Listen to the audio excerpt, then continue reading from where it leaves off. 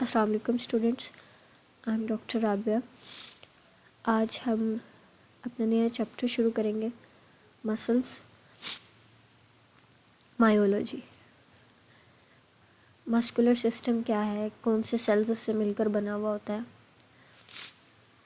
First of all myology वो branch है जिसमें हम मसल्स की स्टडी करते हैं। Myo mean muscle, the word muscle is derived from the Latin word mus which means a mouse। हमने इसको ये नाम क्यों दिया है, क्योंकि जो most of the muscles of vertebrates होते हैं they resemble the mouse in their external appearance. यानी उनका क्या होता है कि एक आगे से जो है वो वाइडर एरिया होता है और एंड जो है वो एक छोटी सी लॉन्ग और टेपर ऑफ हुई हुई बारीक सी टेल के ऊपर होता है। So the tail of a mouse represent the tendon of a muscle. जिस तरह से माउस की टेल होती है उसी तरह से मसल जो है वो एक टेंडन के ऊपर एंड करता है, जो कि एक्सटर्नल अपीयरेंस में टेल ऑफ माउस की तरह का होता है। The muscle tissue forms about 1/2 of the total mass of an average vertebrate.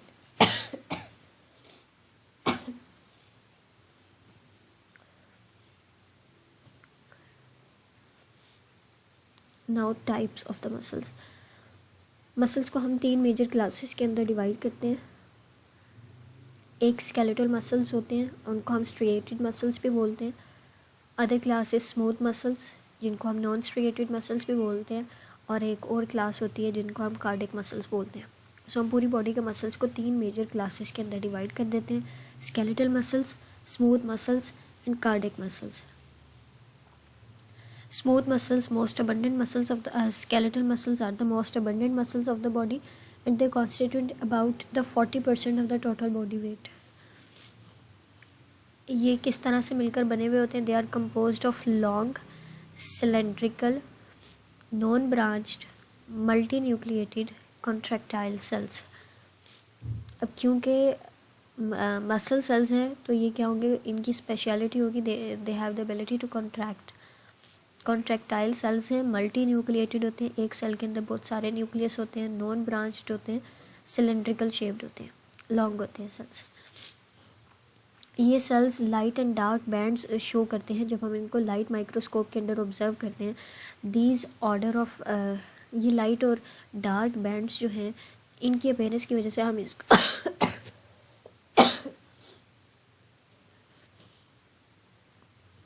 Light and dark bands की अपीयरेंस की वजह से हम इनको नाम स्ट्रिएटेड अपीयरेंस या स्ट्रिएटेड मसल भी कहते हैं, क्योंकि they show alternative light and dark bands when observed under the light microscope. अब इनकी कॉन्ट्रैक्शन किस तरह की होती है? They show the rapid and unsustained contraction. Immediate होती है और अनसस्टेन्ड कॉन्ट्रैक्शन होती है, ज़्यादा देर तक नहीं रहती। कौन से नर्वस सिस्टम के अंडर होते हैं? जो आपके स्केलेटल मसल्स हैं, these are under the control of somatic nervous system। now the examples of the skeletal muscles, वो सारे मसल्स जो आपकी लॉन्ग बोन्स के साथ अटैच होते हैं, जैसे अपर लिम्ब के साथ एसोसिएटेड जितने भी मस्कुलेचर है और लोअर लिम्ब के साथ एसोसिएटेड जितना भी मस्कुलेचर है, they all are skeletal muscles. Diaphragm muscle जो कि आपके रेस्पिरेटरी सिस्टम के साथ डोम शेप्ड मसल है, this is also a skeletal muscle. tongue muscles, most of the muscles of the eyeball, muscles of the facial expression, आपके जो face के muscles हैं जो फेशियल एक्सप्रेशन में इन्वॉल्व हैं, लाइक हैप्पी, सैडनेस, वो skeletal muscles होते हैं। Muscles of the middle ear, muscles of the pharynx and the upper third of the oesophagus are also skeletal muscles. Skeletal muscles जो हैं वो बेसिकली वॉलंटरी मसल्स होते हैं जिनकी कॉन्ट्रैक्शन हमारे अपने कंट्रोल में होती है।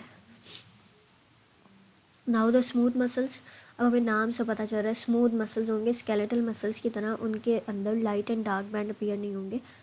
That's why they are also termed as smooth muscles या नॉन स्ट्रिएटेड मसल्स भी बोलते हैं। These are long spindle shaped contractile cells. वो मल्टी न्यूक्लिएटेड सेल थे skeletal muscles, but these are the single nucleated cells. और ये जो single nucleus है ये सेंट्रल पार्ट के अंदर जो है वो प्लेस हुआ होता है। And they show non striations. इनकी contraction slow and sustained contraction होती है opposite to the skeletal muscles. जिस तरह से स्केलेटल मसल्स मोस्टली बोन के साथ एसोसिएटेड थे, अटैच थे, इस तरह स्मूथ मसल बोन के साथ अटैच नहीं होंगे। स्मूथ मसल्स जो हैं वो ऑटोनॉमिक नर्वस सिस्टम के अंडर होते हैं। अगर हम इसके एग्जांपल देखें तो मोस्ट ऑफ द विजरास जो हैं वो स्मूथ मसल से मिलकर बने हुए थे। लाइक स्टमक की म्यूकोजल लेयर के अंदर हमारे पास जो स्टमक की वॉल के अंदर या स्टमक की वॉल जो है वो 4 लेयर्स से मिलकर बनी हुई होती है। उनमें से एक लेयर जो है वो स्मूथ मसल्स की होती है। इसी तरह से ब्लड का वेस्कुलर सिस्टम जो है, ब्लड की वेसल्स की जो नालियों की वॉल है वो भी इसी तरह से 3 लेयर्स से मिलकर बनी हुई होती है। उनमें से एक लेयर मसल लेयर होती है। स्किन के अंदर जो मसल होता है एरेक्टर पिलाई मसल, वो भी स्मूथ मसल है। Next is cardiac muscle. Cardiac muscle जो है वो हमारे पास सिलेंड्रिकल शेप्ड होते हैं, जैसे स्केलेटल मसल सिलेंड्रिकल शेप्ड थे, ब्रांच्ड हैं, and they are anastomosing contractile cells which show the myogenic rhythmic contractions and relaxations. Their activity is modified by autonomic nervous system. This is known as autorhythmicity. autorhythmicity का मतलब ये है कि cell के अंदर inborn ability होती है to show the rhythmic contraction and relaxation. ये डायरेक्टली कोई नर्वस सिस्टम इसको कंट्रोल नहीं कर रहा होता, लेकिन ये मॉडिफाई किया जा सकता है by the autonomic nervous system.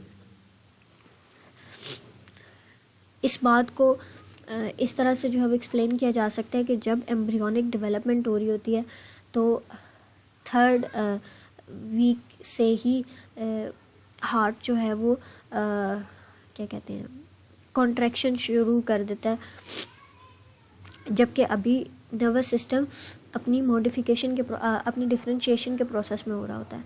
ठीक है, यानी अभी नर्वस सिस्टम बना भी नहीं हुआ होता, तब से ही जो हार्ट के टिश्यूज़ हैं वो कॉन्ट्रैक्शन शो कर देते हैं। That's why it is written as modified by autonomic nervous system. ये नहीं लिखा गया कि controlled by autonomic nervous system. बहुत सारे हार्मोन्स एंड न्यूरोट्रांसमीटर्स जो हैं वो हार्ट रेट को एडजस्ट करते हैं बाय स्पीडिंग अप और slowing down the pacemaker. Heart के अंदर एक ऐसे नोड होता है जो कि पेस मेकर जो आपका करंट इनिशिएट कराता है। ठीक है, हार्ट की वॉल्स के अंदर सारे करंट को जो है वो भेजता है ऐसे नोड, उसको आप पेस मेकर बोलते हैं। ये पेस मेकर बहुत सारे हार्मोन्स और न्यूरोट्रांसमीटर्स के रिज़ल्ट में स्पीड अप कर देता है या स्पीड स्लो कर देता है। Like skeletal muscles they show striations, light and dark bands appear होंगे, but like smooth muscles they have the single nucleus. क्योंकि कार्डियक मसल्स ना प्योरली स्मूथ मसल की कैरेक्टरिस्टिक्स रखते हैं, ना स्केलेटल मसल्स की प्रॉपर्टीज़ को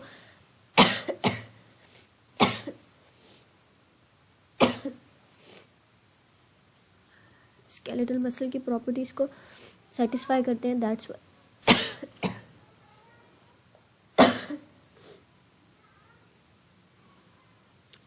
Y we place the cardiac muscle in a separate group. अब ये कार्डिक मसल होते कहाँ पे है? हार्ट का जितना मस्कुलेचर है वो स्पेशल टाइप ऑफ मसल से मिलकर बना होता है जिसको कार्डिक मसल्स बोलते हैं। और इसी तरह से जो ग्रेट वेसल्स होंगी क्लोज टू द हार्ट, उनकी वॉल जो है वो भी कार्डिक मसल से मिलकर बनी हुई होगी। जबकि हम पीछे पढ़ कर आए थे कि जो ब्लड वेसल्स की वॉल्स हैं वो स्मूथ मसल से मिलकर बनी हुई है, लेकिन वो लार्ज ब्लड वेसल्स जो अभी हार्ट के एंट्रस पर हैं, एंटर हो रही हैं या एग्जिट कर रही हैं, उनके अंदर जो मस्कुलेचर होगा वो कार्डिक होगा। आगे जब वो जाएगी तो फिर वो स्मूथ होगा। Now the functions, 3 major important functions हैं। प्रोडक्शन ऑफ मूवमेंट, आपकी ग्रॉस मूवमेंट भी हो सकती है, यानी जिसे आप वॉकिंग कहते हैं या रनिंग कहते हैं। और इसी तरह से किसी एक आइसोलेटेड लिम्ब या एक आइसोलेटेड रीजन की मूवमेंट भी हो सकती है। जैसे आप किसी भी कप को उठाकर पानी पीते हैं तो आप सिर्फ अपने एक लिम्ब को यूज़ कर रहे होते हैं। सो मूवमेंट आपकी ग्रॉस स्केल पे हो, बड़े स्केल पे हो या छोटे स्केल पर हो, मूवमेंट के साथ आपकी मूवमेंट जो है वो किसकी वजह से पॉसिबल हो सकती है? मसल्स की वजह से। अच्छा जी, अब ये मूवमेंट सिर्फ स्केलेटल मसल के साथ एसोसिएटेड नहीं है, ये मसल जो स्मूथ मसल्स हैं उनकी भी contraction relaxation results in a movement. Next is maintenance of posture, के contraction of muscles holds the body in position. जो एक पोस्चर है वो भी मेंटेन किया जाता है via the muscles.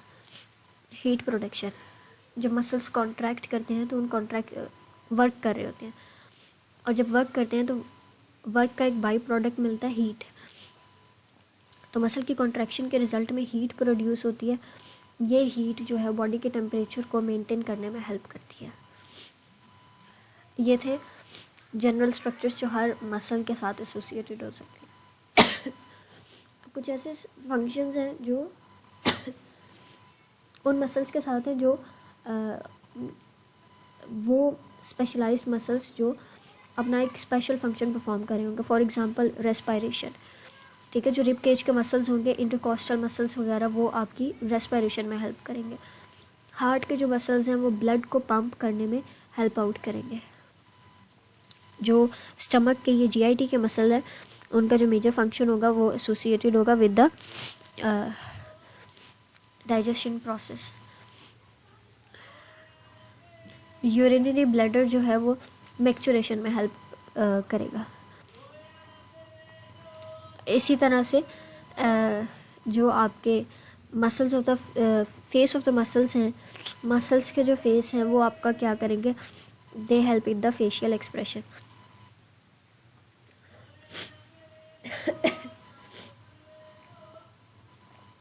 Now the properties of the muscle tissues. Muscles की टिश्यूज़ की जो प्रॉपर्टीज़ हैं वो इलेक्ट्रिकल एक्साइटेबिलिटी है, कॉन्ट्रैक्टिलिटी है, इलास्टिसिटी है। ये सब क्या है ये हम अभी पढ़ लेते हैं। एक्साइटेबिलिटी का मतलब ये है किसी भी जब स्टिमुलस आएगा तो उसको रिस्पॉन्ड करना इज़ एक्साइटेबिलिटी। द प्रॉपर्टी, ये प्रॉपर्टी एक्साइटेबिलिटी की मसल की भी होती है, नर्व की भी होती है। Ability to respond to a certain stimuli by producing the electrical signals called the action potentials। जब भी अराउंड उनके मसल के अराउंड या नर्व के अराउंड आपका स्टिमुलस जनरेट होगा, चेंज होगा एनवायरनमेंट के अंदर, तो वो change in environment as a stimuli act करेगा।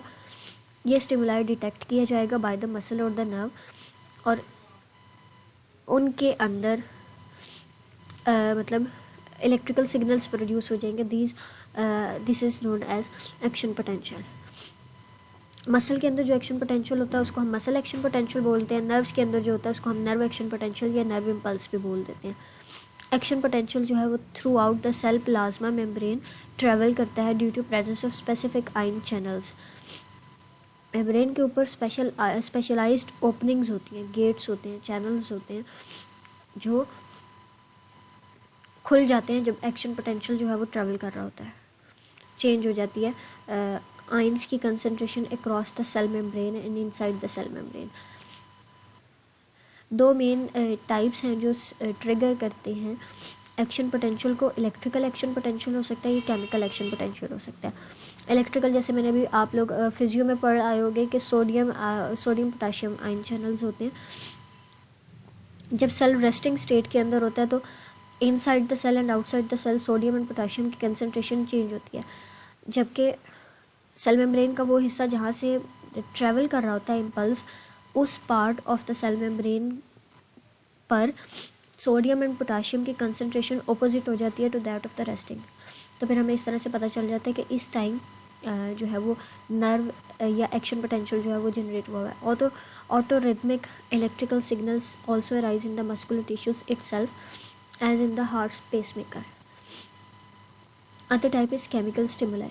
केमिकल स्टिमुलाई क्या है कि कोई केमिकल रिलीज़ किया जाएगा जिसको हम न्यूरोट्रांसमीटर बोलते हैं बाय द न्यूरॉन्स, या कोई से भी हार्मोन रिलीज़ किए जाएंगे फ्रॉम सर्टेन ग्लैंड्स, वो डिस्ट्रीब्यूट कर दिए जाते हैं ब्लड के थ्रू, ठीक है। इस तरह से ये जो है ये हमारे पास केमिकल स्टिमुलाई कहलाता है।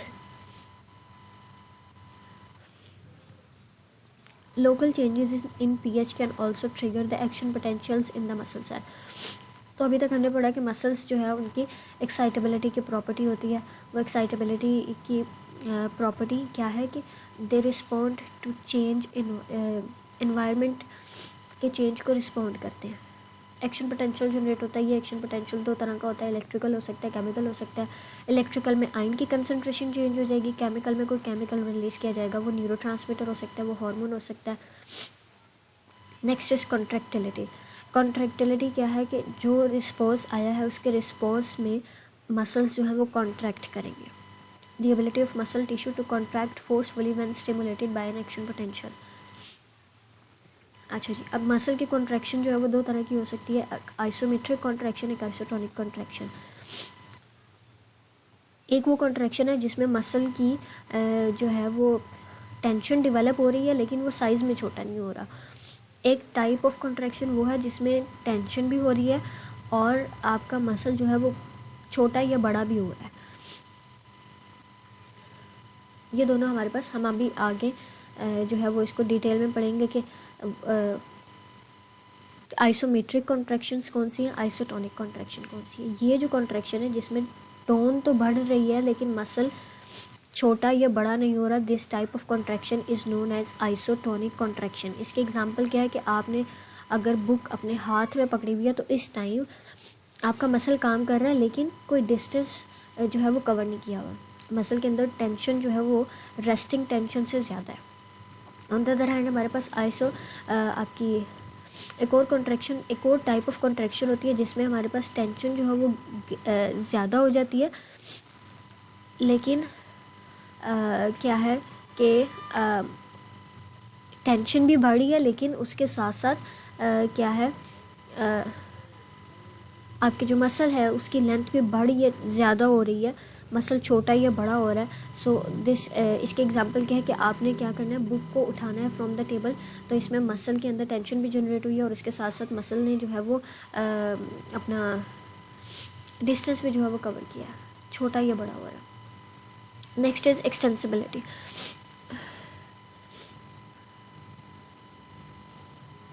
Ability of muscle tissues to stretch within a certain limits without a damage is known as extensibility. कि ये जो मसल हैं ये अपनी एक सर्टेन लेंथ तक ही नहीं रहते, हम इनको स्ट्रेच कर सकते हैं, साइज़ में बड़ा कर सकते हैं। The connective tissue within the muscle limits the range of extensibility and keep it within a contractile range of muscle. एक मसल की जितनी रेंज है स्ट्रेच होने की वो लिमिटेड रेंज जो है वो प्रोवाइड की जाती है by the connective tissue. Normally जो स्मूथ मसल्स होते हैं उनकी डिग्री ऑफ स्ट्रेचिंग जो है वो ज़्यादा होती है, स्केलेटल मसल की निस्बत वो ज़्यादा जो है वो स्ट्रेच हो सकते हैं। फॉर एग्जांपल स्टमक लिखा हुआ है कि वो फिल हो जाता है विद द फूड, और जो कार्डिक मसल्स हैं वो भी स्ट्रेच होते हैं every time when the heart fills with the blood. Next is elasticity. Elasticity बिल्कुल इलास्टिक की तरह की है कि अगर स्ट्रेच आता है तो जब वो स्ट्रेच ख़त्म हो जाता है तो मसल्स जो हैं वो अपनी वापस ओरिजिनल लेंथ गेन कर लेते हैं। This property is known as elasticity. अब हम पढ़ लेते हैं स्केलेटल मसल का स्ट्रक्चर।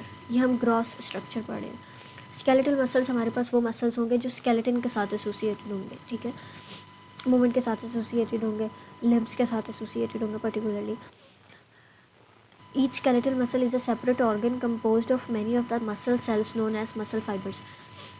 अब ये जो है वो जिन सेल्स से मिलकर बने होते हैं उन्हें हम मसल फाइबर्स कहते हैं।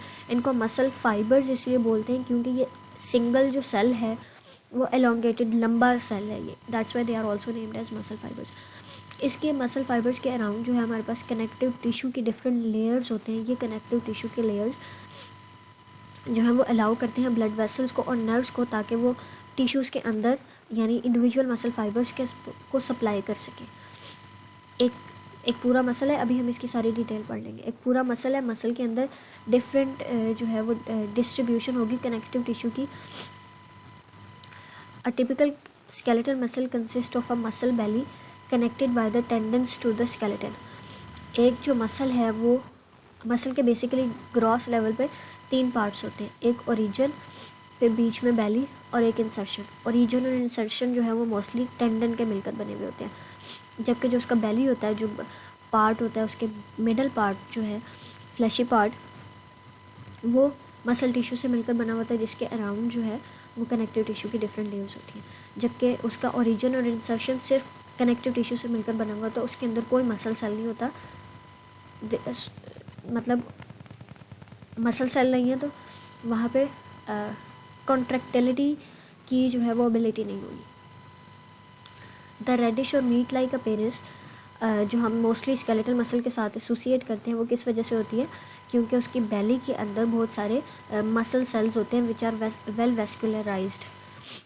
The belly of a muscle, अब ये बेली की डिफरेंट शेप्स बताइए, ये एलोंगेटेड हो सकती है, थिक हो सकती है, राउंडेड मैस हो सकता है, या फिर flat sheet of muscular tissue हो सकती है। ऑन द अदर हैंड जो टेंडन्स होते हैं वो टफ होते हैं, ये glistening white dense regular connective tissue से मिलकर बने हुए होते हैं and they attach the muscle Bailey to the bones.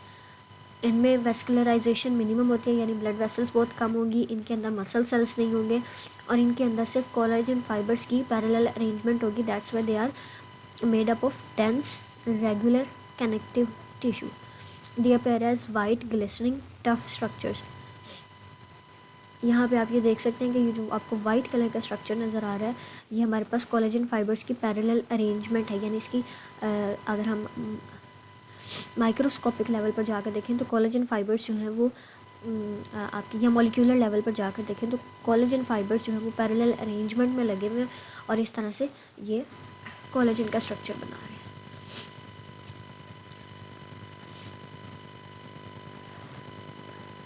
जिस तरह से मसल बेली की डिफरेंट शेप्स थी, इसी तरह से टेंडन भी जो है वो वैरायटी ऑफ शेप्स के हो सकते हैं। ये लॉन्ग भी हो सकते हैं, ठीक है, ये रोप लाइक स्ट्रक्चर्स भी हो सकते हैं और कुछ ऐसे होते हैं जो फ्लैट शीट्स की तरह के अपीयर होते हैं जिनको हम एपोन्यूरोसिस बोलते हैं। An example of aponeurosis is epicranial aponeurosis on the top of the skull between the occipital and frontal bellies of the occipitofrontalis muscle. Aponeurosis हम जनरली ये देखते हैं कि हमारे पास मसल जो है वो अपनी स्टार्टिंग या एंड पॉइंट पे पतला हो जाता है, जबकि मिडल में जो है उसका वाइडर पार्ट होता है।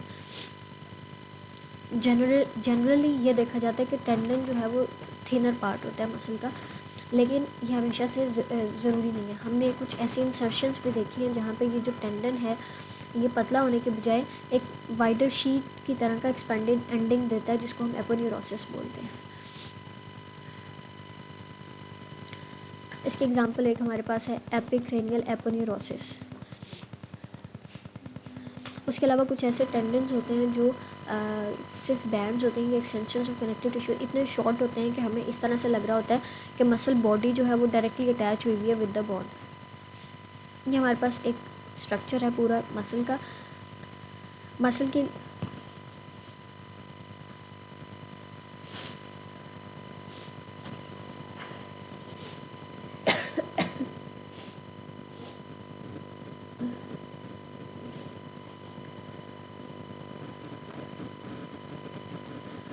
मसल जो है वो टेंडन की मदद से बोन के साथ कनेक्ट हुआ हुआ है। उसके अलावा ये पूरा मसल का स्ट्रक्चर है। मसल जो है वो उसकी आउटर मोस्ट कवरिंग होती है, ठीक है।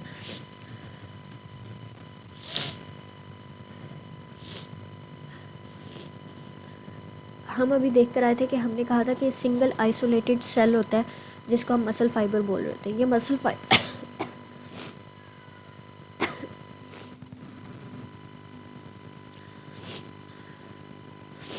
मसल फाइबर्स के अराउंड हमारे पास कनेक्टिव टिश्यू की लेयर होती है जिसको हम एंडोमाइजियम बोल रहे होते हैं। इस तरह से बंडल्स बने हुए होते हैं जिसको हम फेसिकल्स बोलते हैं। आइसोलेटेड मसल सेल, ठीक है, इसके अराउंड एक कनेक्टिव टिश्यू की लेयर होगी। फिर इस तरह से बहुत सारे मसल फाइबर्स एक बंडल बनाएंगे। वो बंडल जो है अगेन उसी तरह से एक कनेक्टिव टिश्यू की लेयर में जो है वो रैप किया हुआ होगा। ये स्ट्रक्चर आपका फेसिकल कहलाता है। इस तरह से बहुत सारे फेसिकल्स मिलकर आपके पूरे मसल का स्ट्रक्चर बनाते हैं। तो सबसे छोटा स्ट्रक्चर मसल फाइबर है, यानी आइसोलेटेड मसल सेल है जिसके अराउंड आपकी कनेक्टिव टिश्यू की एक शीट लगी हुई होती है। ये मसल फाइबर्स जो है बहुत सारे बंडल बनाते हैं जिनको हम फेसिकल्स बोलते हैं। ये एक फेसिकल, ये एक फेसिकल, इसके अंदर एक एक आइसोलेटेड जो है वो मसल सेल लगा हुआ है। इस तरह से बहुत सारे मसल फेसिकल्स हैं। ये मसल फेसिकल्स जो हैं वो एक अलग से कनेक्टिव टिश्यू की लेयर के अंदर रैप हुए होते हैं। ये अब हमने आगे सारा पढ़ना है। आइसोलेटेड मसल फाइबर होता है, ठीक है। ये आइसोलेटेड मसल फाइबर एक लेयर ऑफ कनेक्टिव टिश्यू के अंदर रैप हुआ होता है, उसको हम एंडोमाइजियम बोलते हैं। ये कनेक्टिव टिश्यू की लेयर जो है helps to bind the muscle fibres together, yet it is loose enough to allow them to move freely over one another. इसके अलावा endomysium carries a large number of small blood vessels that supply the fibres with the nutrients.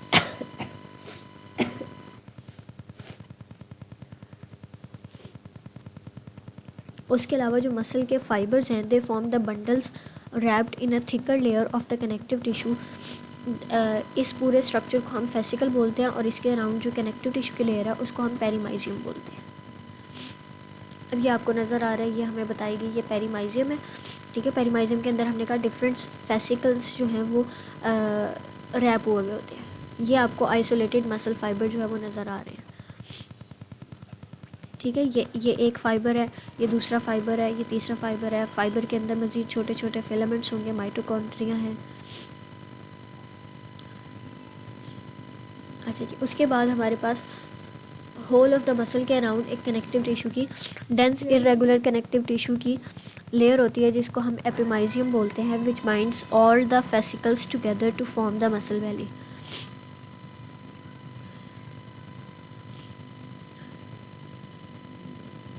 अब हम microscopic anatomy पढ़ते हैं. अब muscle fibre मज़ीद किन चीज़ों से मिलकर बना हुआ है हम वो पढ़ेंगे.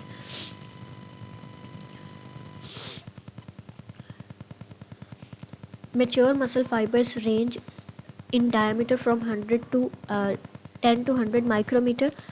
टिपिकली जो मसल फाइबर्स की लेंथ होती है वो 10 सेंटीमीटर इन ह्यूमंस होती है, लेकिन they can reach up to 30 centimetre long. For example जो फ्री लोअर लिम्ब के मसल्स हैं वो लंबे होते हैं. लेंथ और डायमीटर बता दिया हुआ यहाँ पर. एम्ब्रियोनिक लेवल पर अगर हम देखें तो हमारे पास जो ईच स्केलेटल मसल फाइबर है वो कहाँ से अराइज होता है, फ्रॉम द फ्यूजन ऑफ 100 और more small mesodermal cells called the myoblast. जो एम्ब्रियोनिक सेल्स हैं जो डिफ्रेंशिएट होकर आपके मसल फाइबर्स बनाएंगे, स्केलेटल मसल फाइबर्स, वो आपके मायोब्लास्ट सेल्स हैं.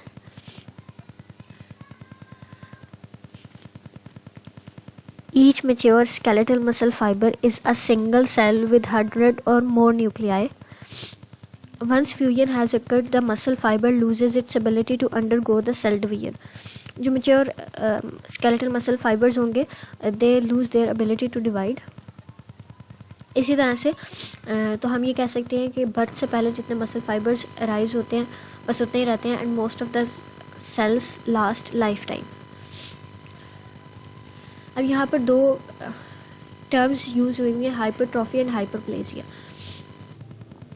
कि जो muscle growth after the birth होती है वो क्या होता है, नंबर नहीं बढ़ता मसल के फाइबर्स का. फॉर एग्जांपल अगर बर्थ के टाइम पर मसल फाइबर्स की क्वांटिटी या नंबर जो था वो 10,000 था, तो बाद में भी आफ्टर द बर्थ 10,000 ही रहेगा, लेकिन मसल का साइज़ बढ़ना शुरू हो जाता है. This is known as hypertrophy. कि एक मसल जो है वो उसके अंदर जो चीज़ें होती हैं वो ज़्यादा होनी शुरू हो जाती हैं. This is known as hypertrophy. जबकि एक और टर्म है जिसको हम हाइपरप्लेजिया बोलते हैं. हाइपरप्लेजिया वो है जिसमें नंबर इंक्रीज़ होना शुरू हो जाता है. ठीक है, जैसे मैंने 10,000 के एग्जांपल ही रहेंगे, 10,000 ही बाद वो डेवलप करेंगे, वो ग्रो करेंगे. This is known as hypertrophy. जबकि अगर नंबर बढ़ना शुरू हो जाए तो this is known as hyperplasia. 10,000 से 11,000 हो जाए, 12,000 हो जाए तो this is the hyperplastic condition. Hypertrophy is due to increased production of myofibrils mitochondria. यानी एक सेल के अंदर जो चीज़ें हैं वो बढ़नी शुरू हो जाएं तो that will be the hypertrophy.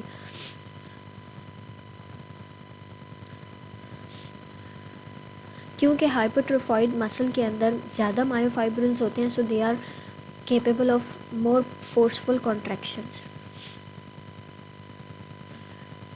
During childhood, the human growth hormones and other hormones stimulate an increase in size of skeletal muscle fibers. The hormone testosterone promotes the further enlargement of the muscle fiber. Childhood के time पर भी growth hormone जो है वो आपके skeletal muscle की growth करा रहा होता है, उसके साइज़ को बढ़ा रहा होता है. और उसके बाद हमारे पास टेस्टोस्टेरोन हार्मोन होते हैं जो कि मसल फाइबर की एनलार्जमेंट का काम करते हैं. मायोब्लास्ट, कुछ ऐसे मायोब्लास्ट होते हैं जो स्केलेटल मसल सेल के अंदर रह रहे होते हैं, they are named as satellite cells. ये सैटेलाइट सेल्स बेसिकली क्या करते हैं, they retain the capacity to fuse with one another and which the damaged muscle fibres to regenerate the functional muscle fibre. कि अगर इंजरी के result में कोई सा भी मसल फाइबर लूज़ हो गया, मसल फाइबर डैमेज हो गया, तो उसकी रिपेयर कराने में जो हेल्प यूज़ होता है, जो मसल सेल्स यूज़ होते हैं, वो सैटेलाइट सेल्स हैं।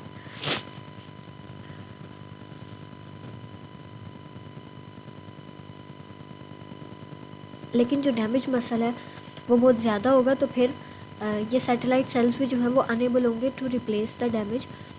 इस तरह के केस में जो स्केलेटल मसल टिश्यू होंगे, they undergo the fibrosis. Fibrosis क्या है कि आपके जो मसल फाइबर्स हैं वो रिप्लेस कर दिए जाएंगे by the fibrous scar tissues. तो इस तरह से रीजनरेशन जो है वो लिमिटेड हो जाएगी, यानी सैटेलाइट सेल्स जो है वो जो लॉस हुआ हुआ है मसल फाइबर उसको रिप्लेस नहीं कर सकेंगे। अब हमने कहा था मल्टी न्यूक्लिएटेड सेल्स हैं, तो जो न्यूक्लियस होंगे वो cell membrane of the muscle cell को हम सार्कोलीमा कहते हैं। सार्कोलीमा के बिल्कुल नीचे मल्टीपल न्यूक्लियाई जो हैं वो अरेंज हुए होंगे। ये जो सार्कोलीमा है ये बहुत जो है वो इन्वेजिनेशंस देती है, जिनको हम टी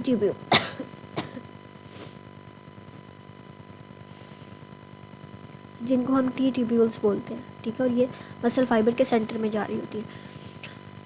ये ट्रांसवर्स ट्यूब्यूल्स क्योंकि बाहर से अंदर ओपन हो रही होती हैं, तो ये फिल हुई होती हैं विद द इंटेस्टाइनल फ्लूइड। ये आपको नज़र आ रही है, दिस इज़ द सार्कोलीमा। ये सार्कोलीमा जो है वो अंदर को इन्वेजिनेट हुई हुई है, क्योंकि बाहर की ओपनिंग है, तो ये फिल हुई हुई होगी with the interstitial fluid. Action potential जो है वो इसी सार्कोलीमा के अलॉन्ग ट्रांसवर्स ट्यूब्यूल्स के अंदर जाता है और इस तरह से सुपरफिशियल और डीप फाइबर्स को दोनों को साइमल्टेनियसली एक्साइट कर देता है। जो साइटोप्लाज्म है मसल फाइबर का, उसको हम सार्कोप्लाज्म बोलते हैं। इसके अंदर हमारे पास लार्ज क्वांटिटी ऑफ ग्लाइकोजन होता है। ग्लाइकोजन एक लार्जर मॉलिक्यूल है जो ग्लूकोज को स्टोर करता है। The stored form of glucose in animals is known as glycogen.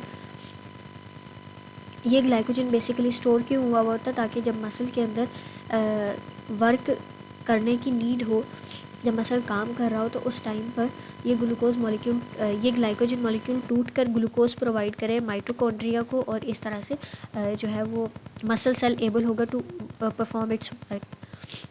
Next is sarcoplasm. Sarcoplasm के अंदर हमारे पास एक स्पेशल टाइप ऑफ प्रोटीन होती है जिसको हम मायोग्लोबिन कहते हैं। ये मायोग्लोबिन ऑक्सीजन को स्टोर करती है और ऑक्सीजन को रिलीज़ कर देती है जब माइटोकॉन्ड्रिया को ज़रूरत हो एटीपी की प्रोडक्शन की, ताकि ज़्यादा जो है वो अमाउंट ऑफ एनर्जी रिलीज़ हो। Mitochondria lie in rows close to the contractile proteins throughout the muscle fibres. जो मसल फाइबर के अंदर कॉन्ट्रैक्टाइल प्रोटीन्स होती हैं उनके बहुत पास पड़े हुए होते हैं माइटोकॉन्ड्रिया, ताकि इमीडिएट जो है वो सोर्स ऑफ एनर्जी प्रोवाइड किया जाए टू द मसल्स। अब एक मसल फाइबर के अंदर का स्ट्रक्चर देख रहे हैं। पहले हमने ग्रॉस स्ट्रक्चर देखा। मसल फाइबर जो है वो मुख्तलिफ छोटे किस्म के कॉन्ट्रैक्टाइल एलिमेंट्स से मिलकर बना हुआ होता है, जिन्हें हम मायोफाइब्रिल्स बोलते हैं। These myofibrils are about 2 micrometer in diameter and they extend the whole of the length of the muscle fiber. They have the prominent light and dark bands जिसकी वजह से जो मसल फाइबर हैं they appear as striated muscle fibers. जो endoplasmic reticular system है muscle fibre का, उसको हम सार्कोप्लाज्मिक रेटिकुलर सिस्टम बोलते हैं। ये सार्कोप्लाज्मिक रेटिकुलम सिस्टम के डायलेटेड एंड सैक्स होते हैं, जिनको हम टर्मिनल सिस्टर्न्स बोलते हैं। एक ट्रांसवर्स ट्यूब्यूल के अराउंड 2 टर्मिनल सिस्टर्न्स होते हैं on either side of it to form a triad. अब ये हमारे पास जो स्ट्रक्चर नज़र आ रहा है ये ट्राइएड का। सबसे ऊपर सार्कोलेमा है, यानी मेम्ब्रेन है मसल फाइबर की। उसके नीचे ये जो आपको येलो कलर में सारा ट्यूबुलर नेटवर्क नज़र आ रहा है ये एंडोप्लाज्मिक रेटिकुलम है।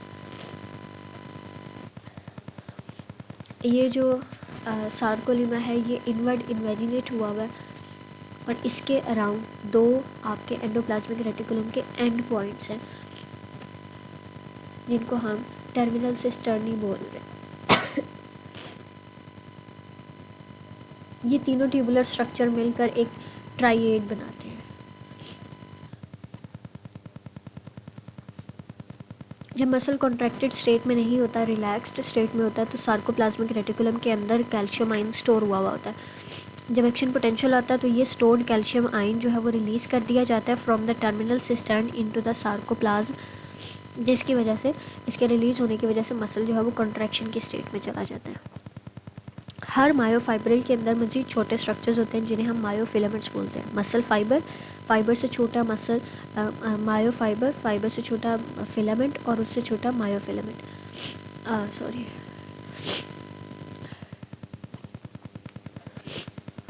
सबसे बड़ा सेल लेवल पर मसल फाइबर है। फाइबर के बाद जो है वो हमारे पास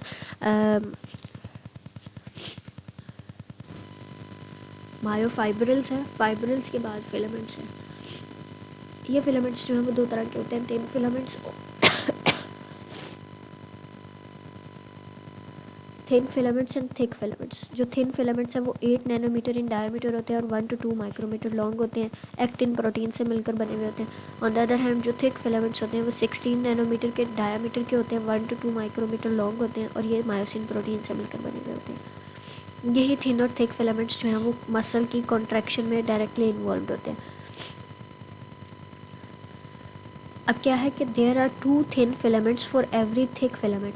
एक थिक फिलामेंट के अराउंड 2 थिन फिलामेंट्स जो है वो रैप हुए में होंगे, ओवरलैप हुए में होंगे। The filament inside a myofibril do not extend the entire length of the muscle fibre. ये जो मायोफाइब्रिल्स हैं ये through out the muscle fibre नहीं आए हुए होते। जो एक कॉन्ट्रैक्टाइल यूनिट है मसल फाइबर का उसको हम सार्कोमेयर बोलते हैं, which is a basic functional unit of myofibril.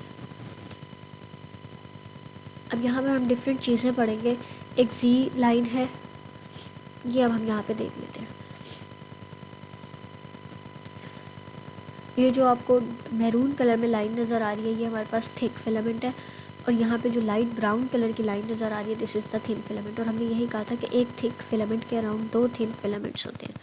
इस तरह से मायोफाइब्रिल्स जो हैं वो अरेंज हुए हुए होते हैं, या मायोफिलामेंट्स जो हैं वो अरेंज हुए हुए होते हैं। और हमने यही पढ़ा कि ये through out the thickness arrange नहीं हुए होते, ये एक छोटे फंक्शनल यूनिट में अरेंज हुए होते हैं जिसको हम सार्कोमेयर बोलते हैं। अब एक सार्कोमेयर जो है वो एक जी लाइन से शुरू होकर दूसरी जी लाइन पे ख़त्म होता है। ये पूरा यूनिट जो है वो सार्कोमेयर है। This is the Z. Z line जो है वो थिन फिलामेंट का सेंट्रल